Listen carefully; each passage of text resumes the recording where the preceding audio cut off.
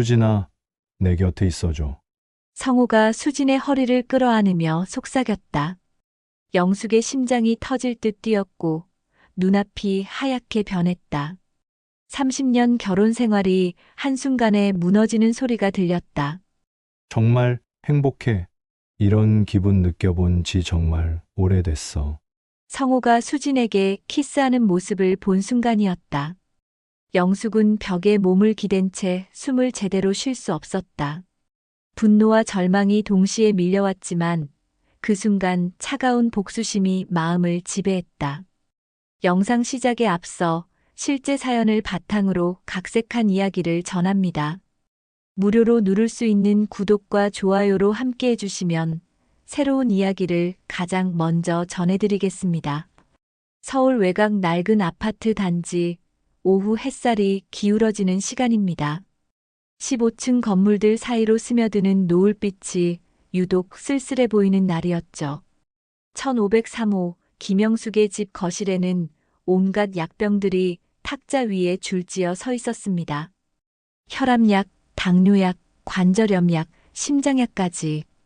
50대 후반의 영숙은 소파에 기대앉아 숨을 헐떡이며 그 약병들을 바라보고 있었습니다. 아, 숨이 너무 차요. 영숙은 가슴을 움켜쥐며 힘들게 말했습니다. 요즘 들어 조금만 움직여도 숨이 차고 가슴이 답답해졌거든요.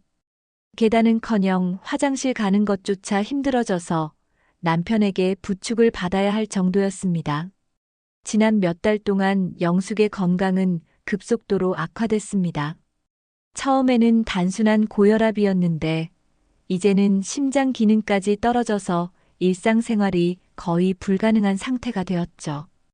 다리와 발목이 심하게 부어올라서 신발조차 신기 어려웠고 밤에는 숨이 차서 제대로 잠을 잘 수가 없었습니다.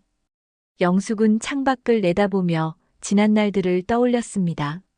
25세 박성호와 결혼해서 지금까지 그야말로 한결같이 살아왔죠. 남편을 뒷바라지하고 시부모님을 모시고 아이들 키우느라 정신없이 달려온 세월이었습니다.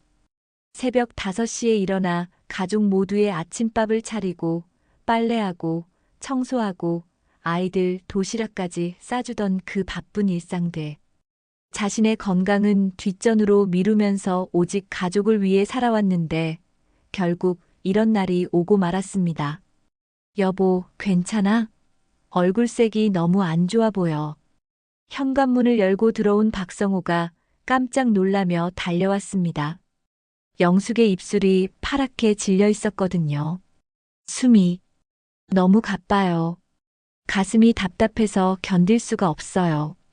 영숙은 간신히 말을 꺼냈습니다. 말하는 것조차 힘들어서 중간중간 숨을 고르며 천천히 말해야 했죠. 성호는 영숙의 손목을 잡고 맥을 짚어보았습니다. 맥박이 불규칙하고 약했거든요. 이상해, 맥이 이상해. 혈압 재봐. 영숙이 혈압계로 재어보니 200에 120이 나왔습니다. 위험 수치였죠. 더군다나 산소 포화도까지 낮게 나와서 성호의 얼굴이 하얗게 질렸습니다. 이건 정말 위험해. 지금 당장 응급실로 가야 해. 성호는 서둘러 119에 전화했습니다. 여보시오, 응급차 좀 불러주세요. 환자가 숨을 못 쉬겠다고 해요. 괜찮을 거예요. 조금만 쉬면. 영숙은 말을 마치지 못하고 의식을 잃었습니다. 여보, 여보. 성호가 영숙을 흔들며 소리쳤지만 영숙은 대답하지 못했죠. 몇 분 후 응급차가 도착했고 응급구조사들이 영숙에게 응급처치를 하며 병원으로 이송했습니다. 병원 응급실에서 의사는 심각한 표정으로 말했습니다. 심부전이 상당히 진행된 상태입니다. 심장 기능이 현저히 떨어져 있고 폐에 물이 차 있어요. 당장 중환자실로 옮겨서 집중 치료를 받으셔야 합니다. 성호는 충격을 받았습니다. 그럼 얼마나 위험한 건가요? 지금 상태로는 생명이 위험할 수도 있습니다. 최선을 다해서 치료하겠지만 완전한 회복까지는 상당한 시간이 걸릴 것 같습니다. 의사의 말에 성호는 다리에 힘이 빠졌습니다. 영숙은 중환자실에서 일주일간 집중 치료를 받았습니다. 산소 호흡기를 착용하고 각종 약물 치료를 받으며 간신히 위기를 넘겼죠. 다행히 생명에는 지장이 없었지만 심장 기능 손상으로 인해 앞으로도 지속적인 관리가 필요한 상태였습니다. 일주일 후 영숙은 일반 병실로 옮겨졌습니다. 하지만 여전히 혼자서는 거의 아무것도 할 수 없었죠. 화장실 가는 것도, 식사하는 것도, 심지어 침대에서 일어나는 것조차 도움이 필요했습니다. 의사 선생님이 최소 한 달은 입원해야 한다고 하시네. 성호가 걱정스럽게 말했습니다. 그리고 퇴원해도 당분간은 누군가 계속 돌봐드려야 한대. 영숙은 기력 없이 고개를 끄덕였습니다. 말할 힘조차 없었거든요. 이렇게 몸이 망가질 줄은 정말 몰랐습니다. 평생 남을 돌보며 살아왔는데 이제는 완전히 남의 도움 없이는 살 수 없는 몸이 되어버린 거죠. 여보, 미안해. 내가 더 일찍 알아차렸어야 했는데.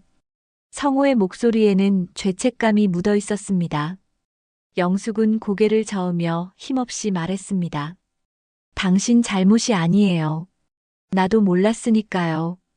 며칠 후 성호가 진지한 표정으로 말했습니다.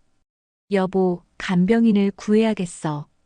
내가 혼자서는 도저히 감당할 수가 없겠더라고. 간병인이요? 영숙은 놀랐습니다. 응, 병원에서도 권했어. 전문적인 간병이 필요하다고. 친구 소개로 경력 좋은 분을 찾았는데 내일부터 올 예정이야. 성호는 피곤한 표정으로 말했습니다. 며칠간 밤낮으로 병원에서 간병하느라 그도 지쳐 있었거든요. 영숙은 복잡한 심정이었습니다. 물론 도움이 절실히 필요했지만 낯선 사람에게 의존해야 한다는 현실이 서글플 뿐이었죠. 하지만 지금의 자신으로서는 선택의 여지가 없었습니다. 간호사가 저녁 약을 가져다 주며 말했습니다. 내일부터 간병인 오신다면서요? 이수진 씨라고 하시던데 경력도 많고 성격도 좋으시다고 들었어요. 그래요? 영숙은 힘없이 대답했습니다. 밤이 깊어가면서 영숙은 천장을 바라보며 생각했습니다. 내일부터는 완전히 낯선 사람의 손에 자신의 모든 일상을 맡겨야 하는구나. 화장실 가는 것부터 식사하는 것까지 모든 것을 도움받으며 살아야 하는 자신이 너무나 초라하게 느껴졌습니다. 다음 날 오전 10시 병실 문을 똑똑 두드리는 소리가 들렸습니다. 영숙은 침대에 누운 채로 고개를 돌려 문 쪽을 바라보았죠. 들어오세요. 성호가 대답하자 문이 열리며 한 여성이 들어왔습니다. 안녕하세요, 이수진입니다. 밝고 경쾌한 목소리가 병실에 울려 퍼졌습니다. 영숙은 눈을 크게 뜨며 수진을 바라보았습니다. 생각보다 훨씬 젊었거든요. 30 중반 정도로 보이는 수진은 깔끔한 간병복을 입고 있었는데 키도 적당하고 외모도 단정했죠. 무엇보다 환한 미소가 인상적이었습니다. 어머니, 안녕하세요. 수진은 영숙의 침대 곁으로 다가와 정중히 인사했습니다. 앞으로 제가 정성껏 돌봐드릴게요. 저를 수진이라고 편하게 불러주세요. 영숙은 말할 기력이 별로 없어서 작은 목소리로 대답했습니다. 네. 수고하겠습니다. 아니에요. 제가 좋아서 하는 일이거든요. 수진은 여전히 밝은 표정이었습니다. 어머니, 지금 어디가 제일 불편하세요? 숨이 차고 다리가 너무 부어서 힘들어요. 영숙은 천천히 말했습니다. 수진은 영숙의 다리를 살펴보며 고개를 끄덕였습니다. 부종이 많이 심하시네요. 다리를 좀 높이 올려드릴게요. 그러면 조금 나아지실 거예요. 수진은 능숙하게 베개를 가져다가 영숙의 다리 밑에 받쳐주었습니다. 그러고는 영숙의 이마에 손을 대어 열을 재어보았죠. 열은 없으시네요. 다행이에요. 수진의 손길은 부드럽고 따뜻했습니다. 어머니, 아침 식사는 하셨어요? 아니요, 입맛이 없어서. 영숙은 고개를 저었습니다. 그러시면 안 돼요. 약 드시려면 꼭 드셔야 해요. 수진은 걱정스러운 표정을 지었습니다. 제가 미음이라도 끓여다 드릴게요. 성우가 놀라며 말했습니다. 미음까지 끓여주시는 건가요? 물론이죠. 환자분 상태에 맞는 음식을 해드리는 것도 간병인의 역할이거든요. 수지는 환하게 웃으며 대답했습니다. 제가 간병 경력이 5년이 넘는데 특히 심장 환자분들을 많이 돌봐드렸어요. 영숙은 수진의 말을 들으며 조금은 안도했습니다. 경험이 많다니까 믿음직스러웠거든요. 그럼 제가 미음 끓이러 갔다 올게요. 아저씨는 집에 가서 좀 쉬세요. 며칠 동안 고생 많으셨잖아요. 수진이 성호에게 말했습니다. 괜찮을까요? 혼자 두기가 불안해서. 성호는 걱정스러워했습니다. 걱정하지 마세요. 제가 잘 돌봐드릴게요. 수진은 자신 있게 말했습니다. 아저씨가 계속 이렇게 무리하시면 쓰러지실 거예요. 성호는 잠시 망설이다가 고개를 끄덕였습니다. 그럼 잠시 집에 갔다 올게요. 수진 씨, 부탁드립니다. 네, 안심하고 다녀오세요. 수진은 활짝 웃으며 손을 흔들어 주었습니다. 성호가 나간 후 수진은 영숙에게 다가와 말했습니다. 어머니, 이제 우리 둘이네요.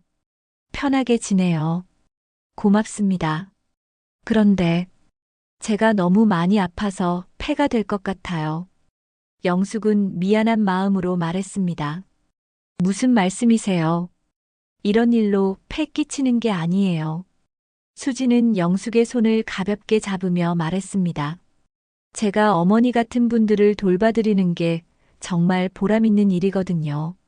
수진의 손은 따뜻하고 부드러웠습니다. 영숙은 오랫동안 이렇게 다정한 손길을 받아본 적이 없었죠. 마음 한구석이 따뜻해지는 느낌이었습니다. 어머니, 제가 미음 끓이러 가는 동안 혹시 필요한 거 있으면 널스콜 누르세요. 수진은 영숙의 손에 널스콜을 쥐어주었습니다. 1시간 후 수진이 따뜻한 미음을 가져왔습니다. 어머니, 닭고기 미음 끓여왔어요. 소화도 잘 되고 영양도 좋을 거예요. 영숙은 미음 냄새를 맡으며 조금 놀랐습니다. 정말 맛있는 냄새가 났거든요. 직접 끓이신 거예요? 네, 병원 보호자 휴게실에서 끓였어요. 어머니 몸에 좋은 재료들만 골라서 넣었거든요. 수지는 스푼으로 미음을 떠서 영숙의 입에 가져다 주었습니다. 영숙이 한 숟가락 먹어보니 정말 맛있었습니다. 자신이 만들던 것보다 훨씬 부드럽고 깊은 맛이 났죠. 정말 맛있어요. 다행이네요. 많이 드세요. 수지는 정성스럽게 영숙에게 미음을 떠먹여 주었습니다. 마치 자신의 어머니를 돌보는 것처럼 세심하고 따뜻했죠. 식사를 마친 후 수지는 영숙에게 약을 가져다 주었습니다. 어머니, 약 드실 시간이에요. 물을 충분히 마셔야 해요. 네. 영숙은 순순히 약을 먹었습니다. 수진이 챙겨주니까 마음이 편했거든요. 어머니, 혹시 답답한 거 있으면 언제든지 말씀해 주세요. 등 마사지도 해드릴 수 있고 다리 마사지도 할 수 있어요. 수진의 말에 영숙은 감동했습니다. 그런 것까지 해주시는 건가요? 물론이죠. 환자분이 편해지시는 게 제일 중요하니까요. 수진은 환하게 웃었습니다. 오후에 성호가 다시 병원에 왔습니다. 영숙의 얼굴색이 아침보다 훨씬 좋아져 있는 걸 보고 놀랐죠. 얼굴색이 많이 좋아졌네. 뭔가 했어? 성호가 물었습니다. 수진 씨가 미음도 끓여주시고 약도 챙겨주시고 정말 잘해주세요. 영숙은 고마운 마음으로 대답했습니다. 성호는 수진을 보며 고마워했습니다. 수진 씨, 정말 감사합니다. 제가 못하는 일들을 이렇게 잘해주시니까. 아니에요. 당연한 일이에요. 수진은 겸손하게 답했습니다. 아저씨도 고생 많으셨잖아요. 그래도 이렇게 전문적으로 돌봐주시니까 안심이 되네요. 성호의 얼굴에는 안도감이 드러났습니다. 영숙은 성호와 수진이 대화하는 모습을 보며 묘한 기분이 들었습니다. 물론 고마운 일이었지만 왠지 자신이 빠진 것 같은 느낌이었거든요. 마치 성호가 수진에게 더 의존하고 있는 것 같았습니다. 저녁이 되자 수진은 또다시 영숙을 위해 죽을 끓여왔습니다. 어머니, 저녁은 전복죽 해왔어요. 기력 보충에 좋을 거예요. 정말 고맙습니다. 이렇게까지 해주시다니. 영숙은 감사하면서도 미안한 마음이었습니다. 괜찮아요. 어머니가 빨리 좋아지셔야 제가 마음이 편하거든요. 수진은 다정하게 말했습니다.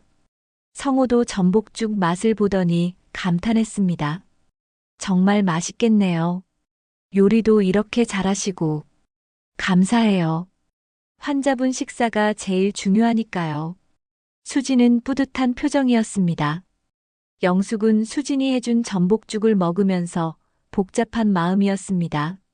정말 고맙긴 했지만 동시에 자신의 자리를 누군가가 대신하고 있다는 느낌도 들었거든요.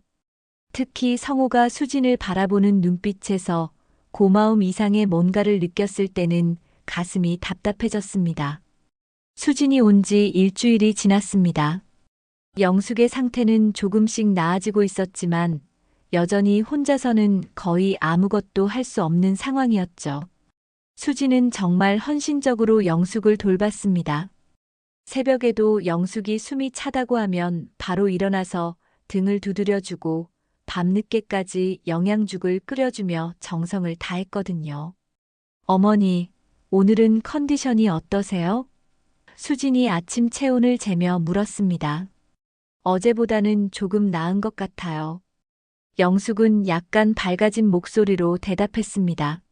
실제로 얼굴색도 처음보다 많이 좋아졌죠. 다행이에요. 꾸준히 좋아지고 계시는 것 같아요. 수진은 환하게 웃으며 영숙의 손을 잡았습니다. 오늘도 맛있는 거 해드릴게요. 그때 성호가 병실에 들어왔습니다. 수진 씨, 고생 많으세요. 집에서 쉬시지 그러세요. 괜찮아요, 아저씨. 어머니 곁에 있는 게 더 좋아요. 수진은 성호를 보며 미소 지었습니다. 아저씨가 오히려 더 피곤해 보이시는데요. 영숙은 두 사람의 대화를 들으며 묘한 느낌을 받았습니다. 언제부터인가 성호와 수진 사이에 묘한 친밀감이 생긴 것 같았거든요. 처음에는 단순히 고마워하는 정도였는데 요즘은 뭔가 다른 느낌이었죠. 수진 씨 덕분에 정말 많이 편해졌어요. 어떻게 이렇게 잘해주시는지. 성호의 목소리에는 진심 어린 감사함이 묻어 있었습니다. 아저씨가 너무 고마워하시니까 제가 더 부끄러워요. 수진은 수줍게 웃으며 대답했습니다. 영숙은 이런 모습들을 보면서 점점 불안한 마음이 커져갔습니다. 물론 수진이 자신을 잘 돌봐주는 건 고마운 일이었지만 남편과 너무 가까워지는 것 같아서 마음이 편하지 않았거든요. 점심시간이 되자 수진은 영숙을 위해 닭죽을 끓여왔습니다. 어머니, 오늘은 인삼도 넣어서 끓였어요. 기력 보충에 정말 좋을 거예요. 고맙습니다. 영숙은 수진이 떠주는 죽을 먹으며 생각했습니다. 정말 맛있고 정성이 들어간 음식이었지만 왜 이렇게 마음이 복잡할까요? 우와, 정말 맛있겠네요. 성호가 죽 냄새를 맡으며 감탄했습니다. 수진 씨 요리 실력은 정말 최고예요. 아저씨도 드실래요? 많이 끓였거든요. 수진이 성호에게 권했습니다. 그럴까요? 사실 요즘 집에서 제대로 못 먹고 있었는데. 성호는 망설이다가 고개를 끄덕였습니다. 영숙은 남편이 수진이 끓인 죽을 먹으며 맛있다고 연신 칭찬하는 모습을 보며 가슴이 답답해졌습니다. 언제부터 남편이 다른 여자의 음식을 그렇게 좋아하게 된 걸까요? 오후에는 영숙이 잠시 잠들어 있는 사이 성우와 수진이 병실 밖 복도에서 이야기하는 소리가 들려왔습니다. 수진 씨, 정말 어떻게 감사를 표해야 할지 모르겠어요. 성우의 목소리였습니다. 아저씨, 그런 말씀하지 마세요. 저도 이렇게 좋은 분들을 만나서 행복해요. 수진의 대답이었죠. 그래도 이렇게 밤낮 없이 돌봐주시니까. 수진 씨가 없었다면 정말 어떻게 했을지. 성우의 목소리에는 깊은 감사함이 묻어 있었습니다. 영숙은 눈을 감고 있으면서도 귀를 기울였습니다. 두 사람의 대화가 계속 들려왔거든요. 아저씨도 많이 힘드셨을 텐데, 어머니를 이렇게 사랑으로 돌보시는 모습을 보니까 정말 감동이에요. 수진의 말이었습니다. 사랑이라. 성우는 잠시 말을 멈췄습니다. 솔직히 결혼 생활이 이렇게 오래되다 보니까 사랑보다는 의무감 같은 게 더 컸던 것 같아요. 영숙의 가슴이 철렁했습니다. 남편의 솔직한 고백을 들은 거였죠. 그래도 이렇게 곁에서 돌보시잖아요. 그것만으로도 충분한 사랑이에요. 수진이 위로하듯 말했습니다. 수진 씨가 그렇게 말해주니까 마음이 좀 편해지네요. 사실 요즘 너무 무거운 마음이었거든요. 성호의 목소리가 한결 밝아졌습니다. 영숙은 눈물이 날 것 같았습니다. 결혼 30년 만에 남편의 진심을 이렇게 우연히 듣게 되다니. 의무감이라는 말이 가슴 깊숙이 박혔거든요. 아저씨, 너무 자책하지 마세요. 지금이라도 새로운 마음으로 시작하시면 되잖아요. 수진의 말에 성호가 웃는 소리가 들렸습니다. 수진 씨 말을 듣고 있으니까 마음이 정말 편해져요. 이상하게 당신과 이야기하고 있으면 모든 걱정이 사라지는 것 같아요. 성호의 고백이었습니다. 영숙의 심장이 쿵쾅거렸습니다. 남편이 다른 여자에게 그런 말을 하다니. 아무리 간병인이라지만 그런 개인적인 감정을 털어놓는 게 맞을까요? 저도 아저씨랑 이야기하는 게 좋아요. 정말 따뜻하고 좋은 분이세요.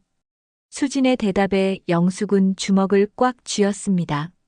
잠시 후 두 사람이 병실로 들어왔습니다. 영숙은 여전히 잠든 척하고 있었죠. 어머니가 깊이 주무시네요.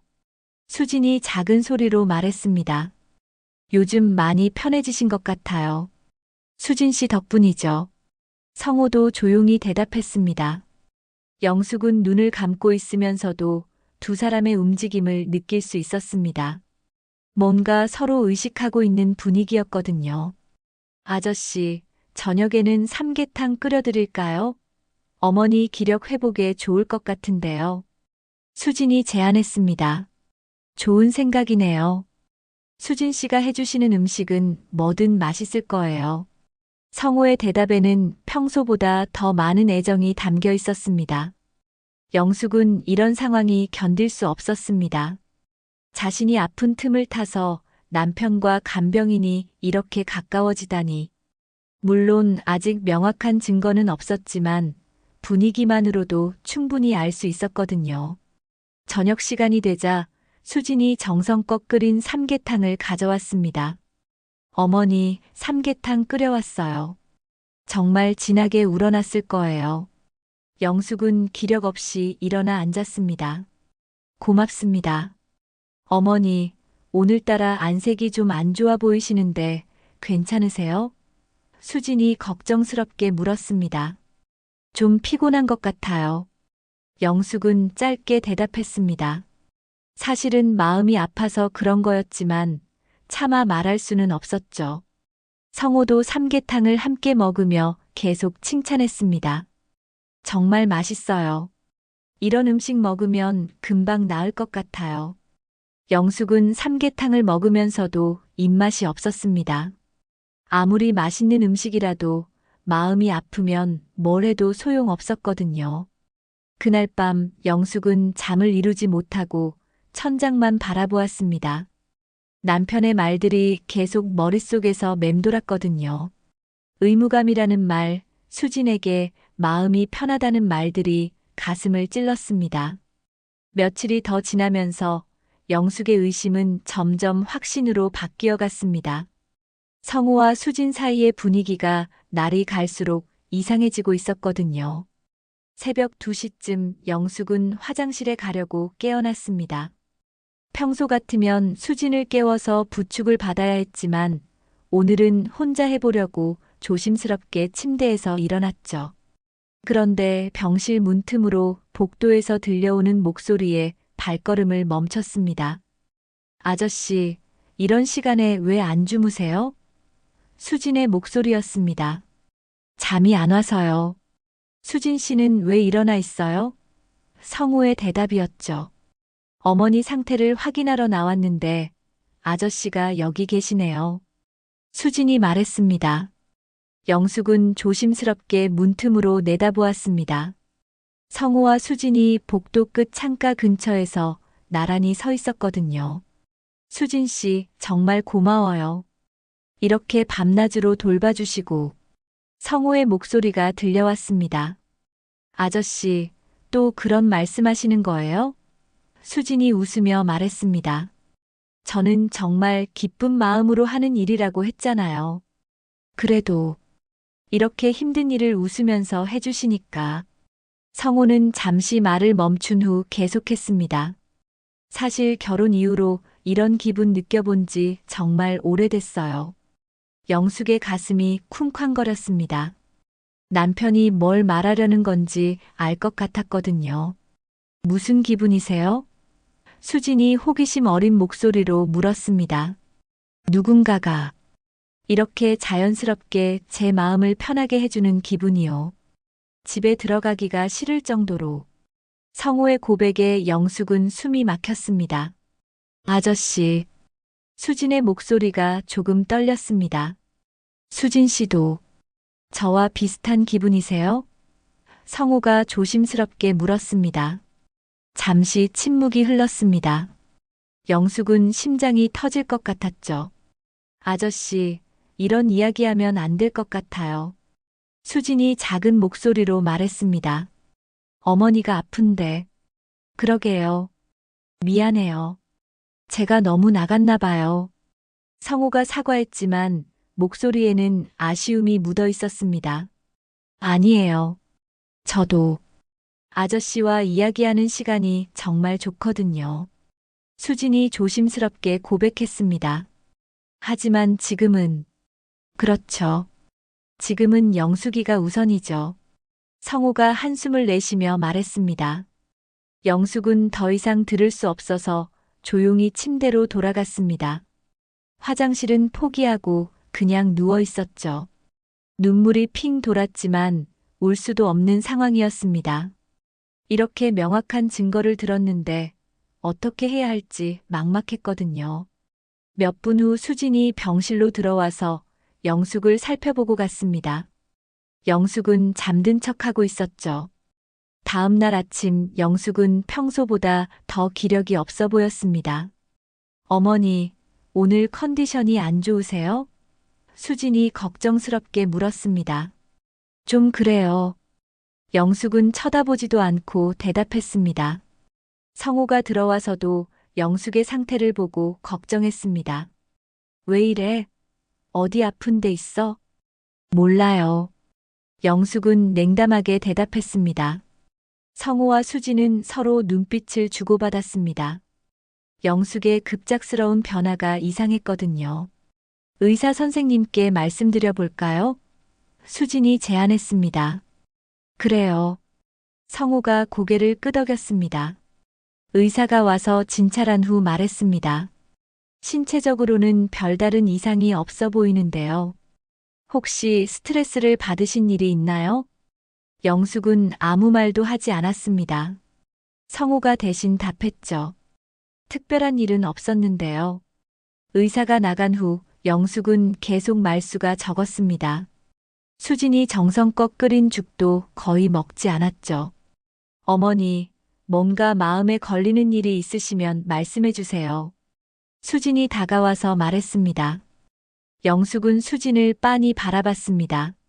없어요. 하지만 영숙의 눈빛에는 뭔가 다른 감정이 담겨 있었습니다. 수진은 그걸 느꼈지만 뭔지 알 수가 없었죠. 오후에 성호가 잠시 자리를 비운 사이 영숙이 갑자기 수진에게 말했습니다. 수진 씨. 네, 어머니. 수진 씨는 결혼 안 하셨어요? 영숙의 질문에 수진은 조금 놀랐습니다. 아, 네. 아직 안 했어요. 수진이 답했습니다. 왜요? 나이도 적당하고 예쁘신데. 영숙의 목소리에는 묘한 감정이 담겨 있었습니다. 그냥 아직 인연을 못 만났나 봐요. 수진은 어색하게 웃었습니다. 인연이라. 영숙이 중얼거렸습니다. 인연은 정말 무서운 거예요. 언제 어떻게 올지 모르니까.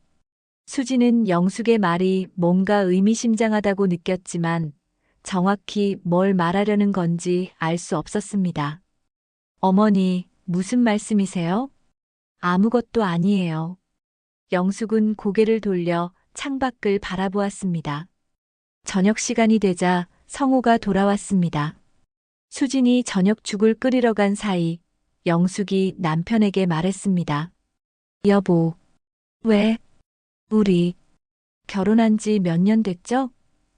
영숙의 질문에 성호는 당황했습니다. 갑자기 왜 그런 소리를 해? 30년 넘었잖아. 30년. 영숙은 쓸쓸하게 웃었습니다. 정말 오래 살았네요. 그동안 행복했어요? 성호는 더욱 당황했습니다. 무슨 소리야?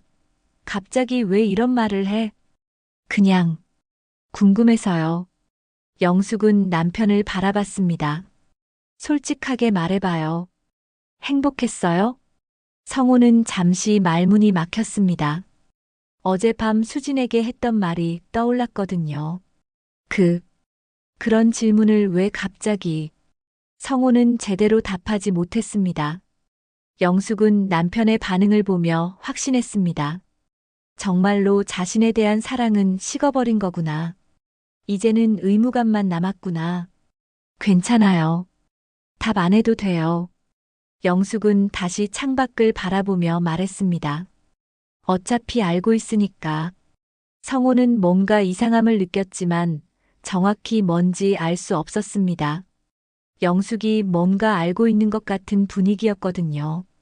그날 밤 영숙은 잠들지 못하고 계속 생각했습니다. 이제 어떻게 해야 할까?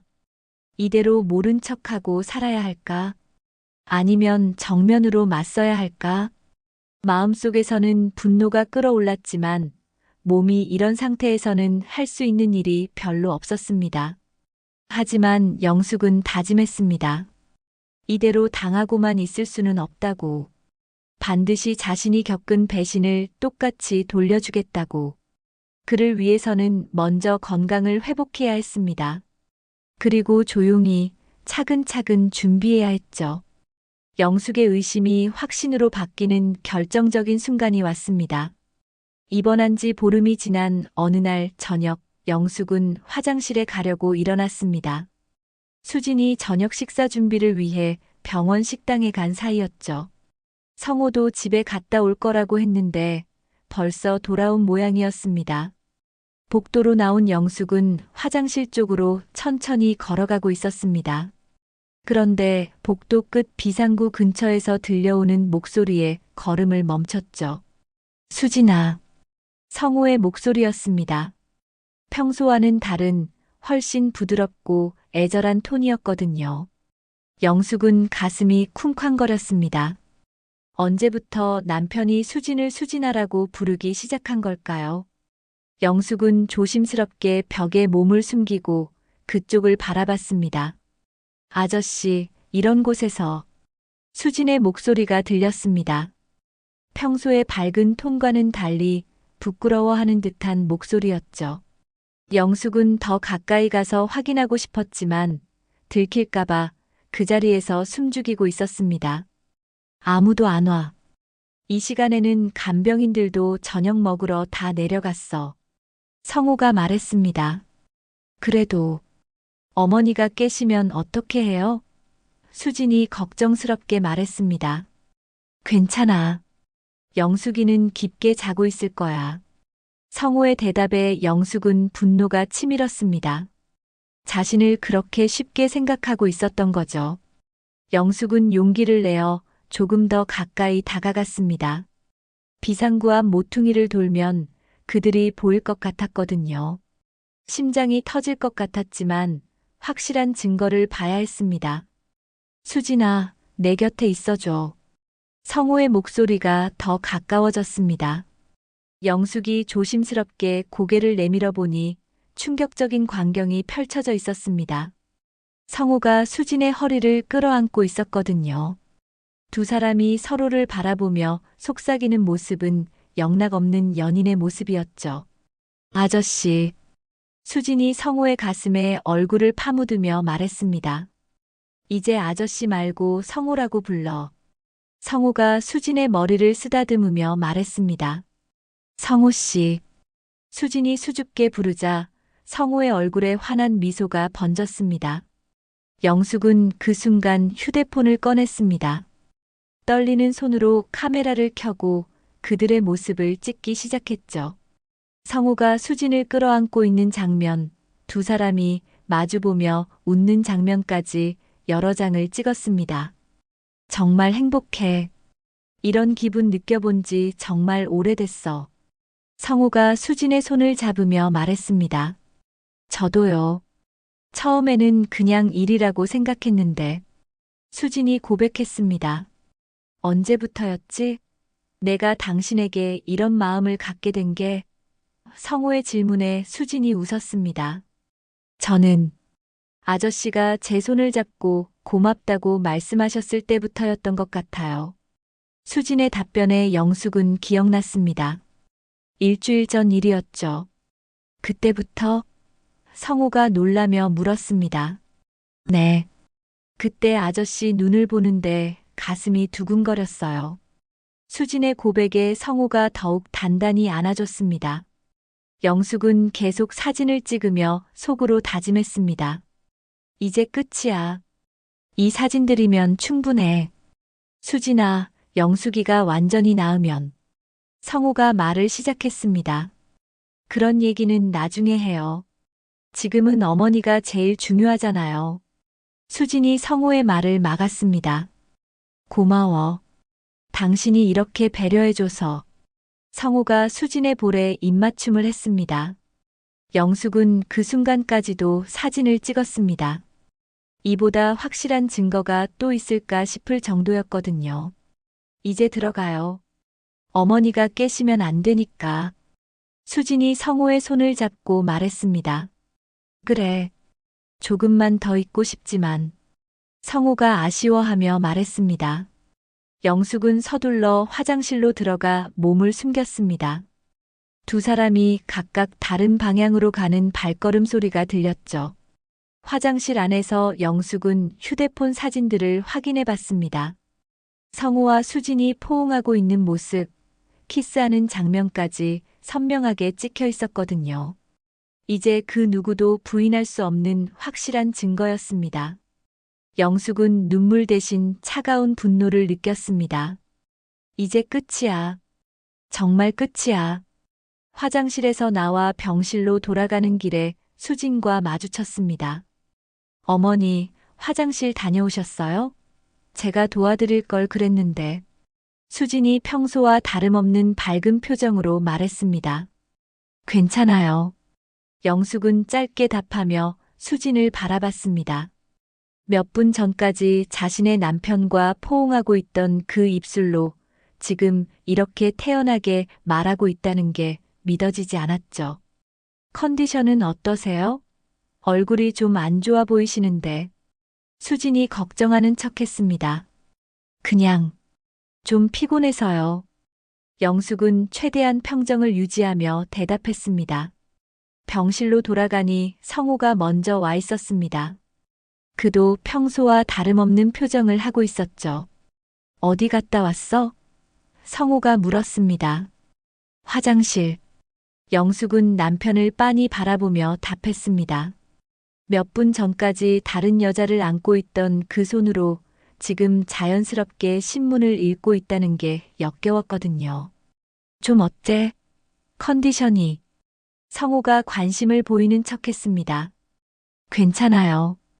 영숙은 침대에 누우며 냉정하게 답했습니다. 수진이 저녁죽을 가져와서 영숙에게 권했습니다. 어머니, 저녁 드세요. 오늘은 전복죽 끓였어요. 고맙습니다. 영숙은 기계적으로 답했습니다. 음식 맛을 느낄 여유 같은 건 없었거든요. 저녁을 먹는 동안 영숙은 성호와 수진을 번갈아 바라봤습니다. 이 두 사람이 자신을 속이면서 이렇게 자연스럽게 연기할 수 있다는 게 소름 끼쳤죠. 수진 씨, 정말 맛있어요. 성호가 죽을 칭찬했습니다. 감사해요. 어머니 빨리 나으시라고 정성껏 끓였거든요. 수진이 환하게 웃으며 답했습니다. 영숙은 그들의 대화를 들으며 속으로 냉소했습니다. 정말 뻔뻔하구나. 이렇게 태어날 수가 있다니.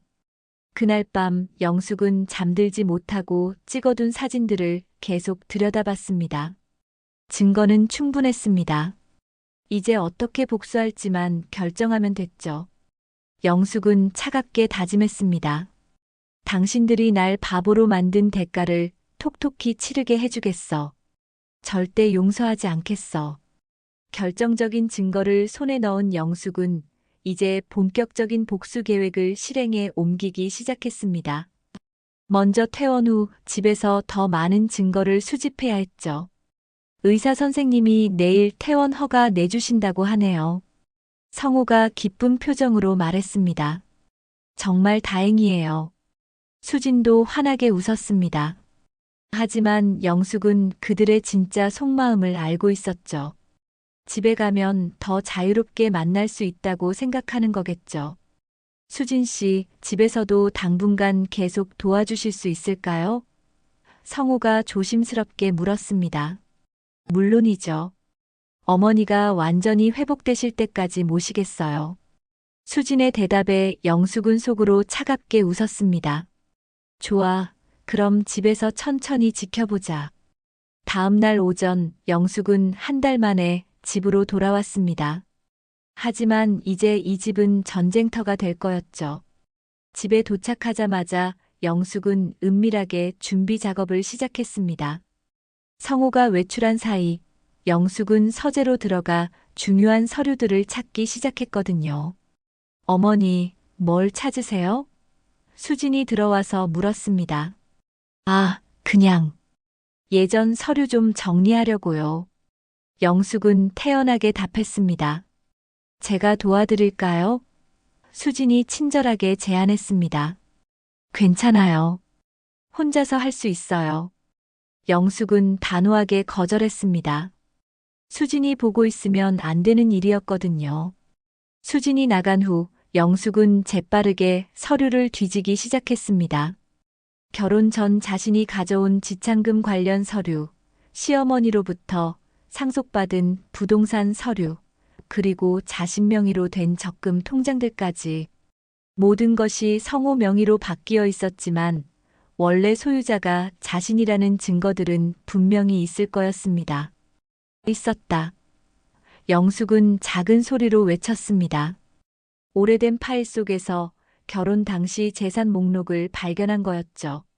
자신이 가져온 현금 2천만 원, 그리고 친정에서 물려받은 땅 문서까지 모두 정리되어 있었습니다. 영숙은 이 서류들을 조심스럽게 스마트폰으로 촬영했습니다. 나중에 법적 대응을 할 때 필요한 중요한 증거였거든요. 며칠이 지나면서 영숙은 성호와 수진의 행동을 면밀히 관찰했습니다. 두 사람은 영숙이 있을 때는 조심스러웠지만 영숙이 잠들었다고 생각할 때는 좀 더 자유롭게 행동했죠. 어느 날 밤 영숙은 일부러 잠든 척하며 거실에서 나는 소리에 귀를 기울였습니다. 성호 씨, 이렇게 매일 만나도 되는 걸까요? 수진의 목소리가 들렸습니다. 괜찮아. 영숙이는 약 때문에 깊게 자거든. 성호가 답했습니다. 영숙은 분노로 주먹을 꽉 쥐었습니다. 자신의 약까지 이용해서 바람을 피우고 있다니요. 그래도 조심해야 해요. 만약 어머니가 알게 되면. 수진이 걱정스럽게 말했습니다. 알게 되면 어때? 어차피 우리는 진심이잖아. 성호의 말에 영숙은 충격을 받았습니다. 이미 이혼까지 생각하고 있었던 거죠. 성호 씨. 수진의 목소리가 감정에 겨워 떨렸습니다. 수진아, 나랑 새 출발하자. 영숙이는 이제 건강도 많이 회복됐으니까 혼자서도 충분히 살 수 있을 거야. 성호의 냉정한 말에 영숙은 온몸이 떨렸습니다. 하지만 어머니를 그렇게 버릴 수는 없잖아요. 수진이 망설이며 말했습니다. 버리는 게 아니야. 그냥 각자의 길을 가는 거지. 성호가 변명했습니다. 영숙은 더 이상 들을 수 없어서 조용히 침실로 돌아갔습니다. 이제 확실해졌네요. 그들은 정말로 자신을 버리고 새 출발할 계획이었던 거죠. 다음 날 영숙은 중요한 결정을 했습니다. 변호사 상담을 받기로 한 거였죠. 어디 가세요? 수진이 영숙이 외출 준비를 하는 걸 보고 물었습니다. 병원에 검사 받으러 가요. 영숙은 거짓말을 했습니다. 제가 같이 갈까요? 수진이 제안했지만 영숙은 단호하게 거절했습니다. 괜찮아요. 간단한 검사니까 혼자 갈게요. 영숙은 택시를 타고 법률사무소로 향했습니다. 유명한 이혼 전문 변호사를 만나기로 약속했거든요. 안녕하세요, 김영숙 씨. 전화로 말씀하신 상담건이죠? 변호사가 친절하게 맞아주었습니다. 네, 그렇습니다. 영숙은 준비해온 자료들을 꺼냈습니다. 성호와 수진의 사진, 재산 관련 서류들까지 모든 것을 보여주었죠. 변호사는 자료들을 꼼꼼히 살펴본 후 말했습니다. 증거는 충분해 보이네요. 불륜에 대한 명확한 증거가 있고 재산 분할도 가능할 것 같습니다. 정말요? 영숙의 목소리에 희망이 섞였습니다. 네. 특히 이 재산 관련 서류들을 보면 상당 부분이 부인께서 결혼 전에 가져오신 것이거나 상속받으신 것들이네요. 이건 특유 재산으로 인정받을 가능성이 높습니다. 변호사는 계속 설명했습니다. 그리고 남편의 불륜 사실이 명확하니까 이혼 소송에서 유리한 위치에 있으실 거예요. 위자료도 충분히 받을 수 있을 것 같고요. 영숙은 마음이 한결 가벼워졌습니다. 그럼 언제부터 시작할 수 있을까요? 지금 당장이라도 가능합니다. 다만 더 확실한 증거가 있으면 좋겠어요. 녹음이나 문자 메시지 같은 것들 말이죠. 영숙은 고개를 끄덕였습니다. 알겠습니다. 더 수집해 보겠어요. 집으로 돌아온 영숙은 이제 마지막 단계의 증거 수집에 들어갔습니다. 성호와 수진이 주고받는 문자 메시지를 확인하거나 그들의 대화를 녹음하는 것이었죠. 기회는 생각보다 빨리 왔습니다. 성호가 샤워하는 동안 휴대폰을 거실 테이블에 두고 간 거였어요. 영숙은 재빨리 성호의 휴대폰을 확인했습니다. 수진과 주고받은 메시지들이 고스란히 남아 있었거든요. 오늘 밤에도 만날까? 발신자 성호. 어머니가 주무시면요. 발신자 수진. 사랑해, 수진아. 발신자 성호. 저도요. 성호 씨. 발신자 수진. 영숙은 이 메시지들을 모두 자신의 휴대폰으로 촬영했습니다. 이제 정말 완벽한 증거가 갖춰졌죠. 그날 밤 영숙은 침대에 누워 찍어둔 모든 증거들을 다시 한번 확인했습니다. 사진, 문자 메시지, 재산 관련 서류들까지. 이제 반격할 준비가 완료된 거였습니다. 내일부터 진짜 시작이야. 영숙은 차갑게 중얼거렸습니다. 당신들이 날 우습게 본 대가를 제대로 치르게 해주겠어. 드디어 영숙이 반격에 나설 때가 왔습니다. 모든 증거를 완벽하게 준비한 영숙은 가족들이 모이는 날을 기다렸죠. 마침 큰아들 민수가 가족들과 함께 안부를 묻기 위해 집에 온다고 연락해 왔습니다. 엄마, 몸은 좀 어째? 민수가 아내와 함께 집에 도착하며 물었습니다. 많이 좋아졌어. 수진 씨가 정말 잘 돌봐줘서. 성호가 대신 답하며 수진을 소개했습니다. 안녕하세요, 이수진입니다. 어머니 간병을 맡고 있어요. 수진이 정중하게 인사했습니다. 민수와 며느리는 수진에게 고마워했습니다. 정말 감사합니다. 저희가 자주 못 와서 죄송했는데. 영숙은 이 모든 상황을 조용히 지켜보고 있었습니다. 곧 모든 게 뒤바뀔 거라는 걸 알면서도 차분하게 기다렸죠. 저녁 식사를 위해 모두 거실에 모였을 때 영숙이 입을 열었습니다. 다들 모였으니까 중요한 이야기를 하나 하려고 한다. 뭔 이야기야, 엄마? 민수가 궁금해했습니다. 영숙은 준비해둔 봉투를 테이블 위에 올려놓았습니다. 이게 내가 본 진실이야. 그리고 이건 그들이 한 짓의 증거지. 갑작스러운 영숙의 말에 모두가 당황했습니다. 성호의 얼굴이 하얗게 질렸죠. 엄마, 무슨 소리야? 민수가 어리둥절해했습니다. 영숙은 차분하게 봉투에서 사진들을 꺼내기 시작했습니다. 이 사진들을 봐. 병원 복도에서 찍은 거다. 첫 번째 사진이 테이블 위에 놓이자 모든 사람들이 충격에 빠졌습니다. 성호가 수진의 허리를 끌어안고 있는 모습이 선명하게 찍혀 있었거든요. 이게 뭐야? 민수가 아버지를 바라보며 물었습니다. 성호는 말문이 막혔습니다. 변명할 수 없는 증거였거든요. 영숙은 계속해서 다른 사진들을 꺼냈습니다. 이것도 봐. 키스하는 장면까지 다 있어. 수지는 얼굴이 새하얗게 질려서 아무 말도 못했습니다. 그리고 이건 당신들이 주고받은 문자 메시지야. 영숙이 휴대폰을 꺼내 메시지 내용을 보여주었습니다. 사랑해, 수진아라는 성호의 메시지가 모든 사람들 눈에 들어왔죠. 민수가 아버지에게 소리쳤습니다. 아버지, 이게 정말이야? 엄마가 아픈데 어떻게 이런 짓을 할 수 있어? 민수야, 이건. 성호가 변명을 시작하려 했지만 영숙이 말을 막았습니다. 변명은 필요 없어. 증거가 다 여기 있으니까. 영숙의 목소리는 차가웠습니다. 며느리도 충격을 받아 눈물을 글썽였습니다. 어머니, 정말 힘드셨겠어요. 힘들었지. 내가 죽을 뻔했던 병실에서 저 두 사람이 사랑을 나누고 있었으니까. 영숙의 말에 모든 사람들이 분노했습니다. 수진이 떨리는 목소리로 변명했습니다.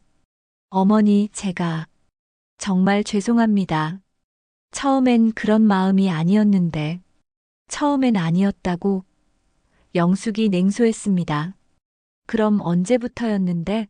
내가 의식 잃고 쓰러져 있을 때부터였나? 성호가 마침내 입을 열었습니다.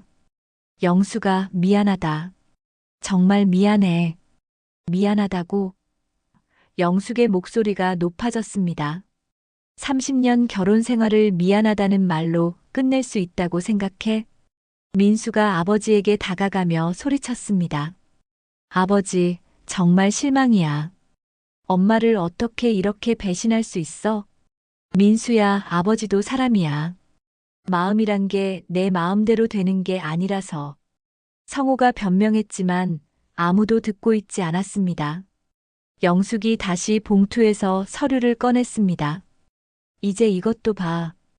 이 집과 모든 재산이 사실은 누구 거인지 말이야. 엄마, 그게 무슨 소리야?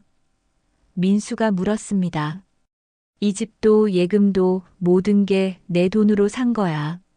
결혼할 때 내가 가져온 지참금, 시할머니가 물려주신 땅값, 그리고 내가 부업으로 번 돈들로 말이야. 영숙이 서류들을 보여주며 설명했습니다. 성호가 당황하며 말했습니다.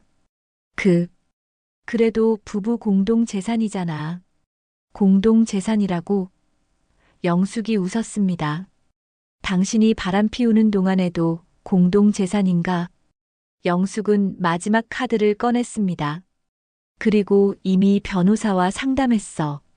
이혼 소송 준비도 다 끝났고 모든 사람들이 충격에 빠졌습니다. 영숙이 이렇게 철저하게 준비했을 줄은 몰랐거든요. 엄마, 이혼까지 할 거야? 민수가 걱정스럽게 물었습니다. 당연하지. 나를 이렇게 배신한 사람과 더 이상 같이 살 이유가 뭐가 있어? 영숙의 대답은 단호했습니다. 수진이 울면서 말했습니다. 어머니, 정말 죄송해요. 제가 잘못했어요. 제가 나가겠어요. 지금 나간다고 달라질 게 있나? 영숙이 차갑게 말했습니다. 이미 저질러진 일인데. 성호가 무릎을 꿇고 빌었습니다. 영숙아, 제발. 한 번만 용서해줘. 다시는 이런 일 없을 거야. 하지만 영숙은 흔들리지 않았습니다. 30년 결혼 생활을 물거품으로 만든 사람이 한 번만 용서해달라고? 웃기지 마. 민수도 아버지 편을 들 수 없었습니다. 증거가 너무 명확했거든요. 아버지, 정말 어떻게 이런 일을 저지를 수 있어? 엄마가 아픈 걸 핑계로 다른 여자와. 민수는 말을 잇지 못했습니다. 영숙이 일어서며 마지막 선언을 했습니다. 내일 아침에 이혼 소송을 제기할 거야. 그리고 이 집에서 나가, 둘 다. 영숙아. 성호가 애원했지만 영숙은 돌아보지 않았습니다. 아, 그리고 재산 분할 소송도 같이 제기할 거야. 이 모든 재산이 원래 누구 것인지 법정에서 확실하게 가려보자. 영숙의 말에 성호의 얼굴이 더욱 하얗게 질렸습니다. 수지는 계속 울면서 사과했지만 아무도 들어주지 않았습니다. 민수와 며느리도 수진을 차갑게 바라볼 뿐이었죠. 어머님, 정말 대단하세요. 며느리가 영숙에게 말했습니다. 이렇게 모든 걸 준비하시다니. 준비할 수밖에 없었지. 나를 이렇게 우습게 본 대가를 치르게 하려면. 영숙의 목소리에는 확신이 가득했습니다. 그날 밤 성호와 수지는 집을 나갔습니다. 영숙은 마침내 자신만의 공간을 되찾았죠. 30년 결혼 생활의 끝이었지만 영숙에게는 새로운 시작이기도 했습니다. 석 달 후 법정에서의 최종 판결일이 다가왔습니다. 영숙은 새벽부터 일어나 정장을 차려입고 거울 앞에 섰죠. 거울 속 자신의 모습은 몇 달 전과는 완전히 달라져 있었습니다. 병색이 완전히 가시고 눈빛도 예전과는 비교할 수 없을 정도로 당당해져 있었거든요. 어머니, 준비되셨어요?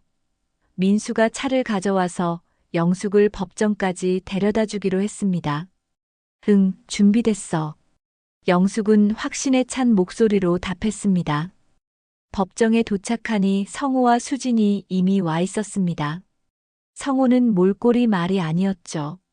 몇 달 사이 얼굴이 많이 야위었고 눈가에는 깊은 주름까지 생겨 있었습니다. 수진도 예전의 밝은 모습은 온데간데 없이 초췌해져 있었고요. 모두 자리에 앉으시기 바랍니다. 판사가 입정하자 법정 안이 조용해졌습니다. 영숙의 변호사가 마지막 변론을 시작했습니다. 재판장님, 피고는 원고가 생명이 위험할 정도로 아픈 상황을 악용해 간병인과 불륜 관계를 맺었습니다. 이는 도덕적으로나 법적으로나 용서받을 수 없는 행위입니다. 변호사는 준비해온 증거들을 차례대로 제출했습니다. 이 사진들과 문자 메시지들이 그들의 불륜을 명확히 증명합니다. 또한 재산 관련 서류들을 보시면 현재 피고 명의로 되어 있는 대부분의 재산이 원고의 혼정 재산과 상속 재산임을 알 수 있습니다. 성호의 변호사도 변론을 시도했지만 증거가 너무 명확했습니다. 재판장님, 피고도 깊이 반성하고 있으며 원고와의 관계 회복을 원하고 있습니다. 하지만 영숙은 단호했습니다. 재판장님, 저는 절대 용서할 수 없습니다. 30년 결혼 생활 동안 오직 가족만을 위해 살아왔는데 제가 죽을 뻔한 상황에서 이런 배신을 당했습니다. 영숙의 목소리는 떨리지 않았습니다. 저는 이제 더 이상 피해자로 살지 않겠습니다. 제 인생을 되찾고 당당하게 살아가고 싶습니다. 판사는 모든 증거와 변론을 검토한 후 판결을 선고했습니다. 피고의 불륜 사실이 명확하게 입증되었으므로 이혼을 인용합니다. 또한 재산 분할에 있어서는 원고의 기여분과 피고의 유책 사유를 고려하여 현재 부부 공동명의 및 피고 단독명의의 모든 재산을 원고 소유로 판결합니다. 법정안이 술렁거렸습니다.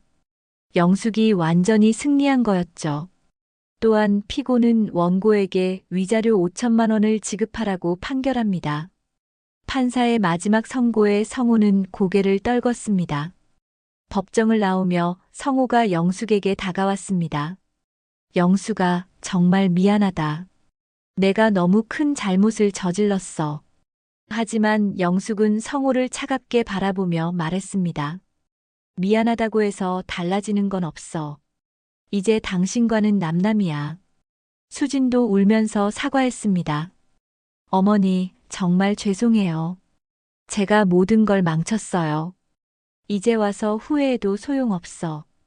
영숙은 돌아보지 않고 법정을 나섰습니다. 민수가 어머니의 팔을 받치며 말했습니다. 엄마, 정말 잘하셨어. 저희도 정말 자랑스러워요. 고맙다, 민수야. 이제 진짜 새로운 시작이야. 영숙의 얼굴에는 해방감이 가득했습니다. 한 달 후, 영숙은 혼자 살게 된 집에서 새로운 일상을 시작했습니다. 매일 아침 산책을 하고 오랫동안 미뤄두었던 취미 활동도 시작했죠. 서예를 배우기 시작했고 동네 노인회관에서 봉사활동도 하며 보람찬 하루하루를 보냈습니다.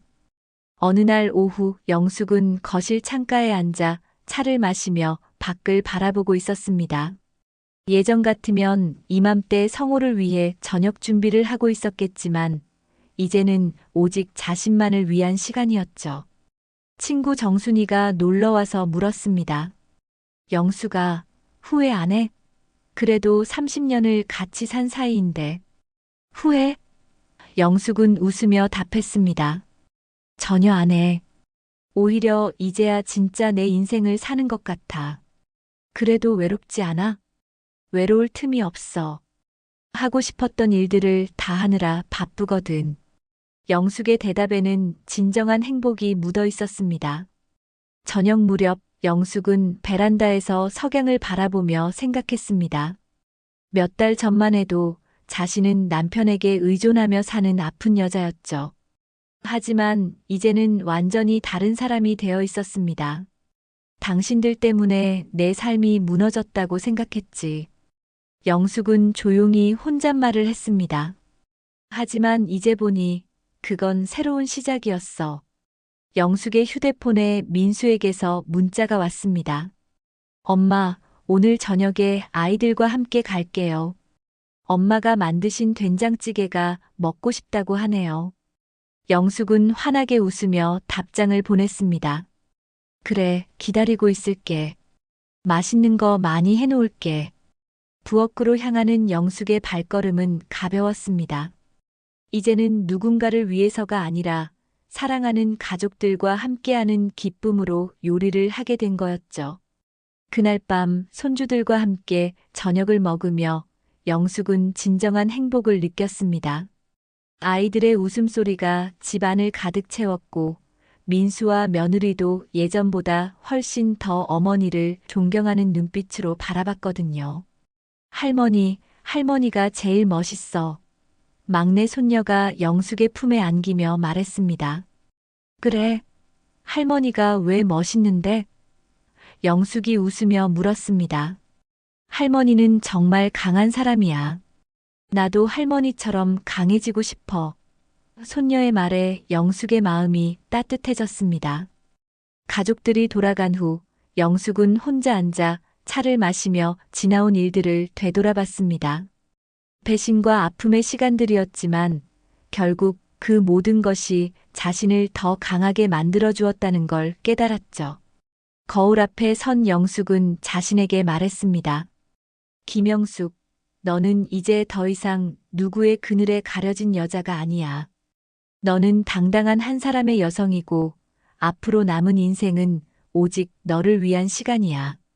창밖으로 보이는 밤하늘의 별들이 유독 밝게 빛나고 있었습니다. 영숙은 깊이 숨을 들이마시며 마음속으로 다짐했습니다. 나는 더 이상 피해자가 아니다. 나는 살아남은 자다. 그리고 이제부터 진짜 내 인생을 살아갈 거다. 영숙의 눈빛에는 미래에 대한 희망과 확신이 가득했습니다.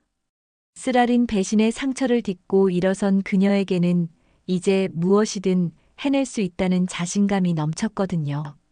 새로운 아침을 맞이할 준비가 완전히 끝난 거였습니다. 오늘의 이야기, 여러분은 어떻게 들으셨나요?